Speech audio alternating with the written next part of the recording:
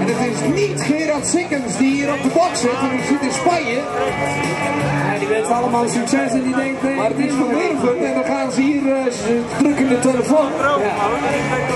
Om dan zometeen, vorige week wat overleg te kunnen voeren over datgene wat er hier op dit moment gebeurt. Voorlopig dus 6 plaatsen opgeschoven en dan de titelstrijd.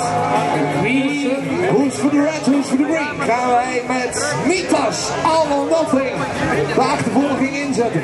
Wie denkt dat Newborn Deer in goede positie staat?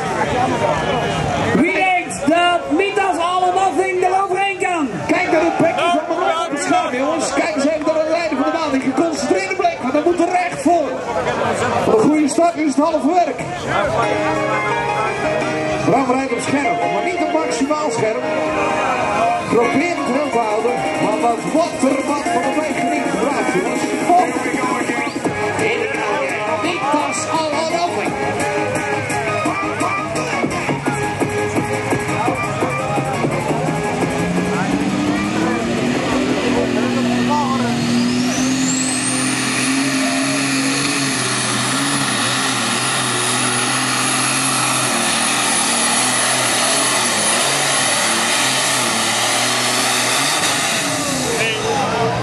Net precies zoals Akko het uitdrukt, net niet maximaal.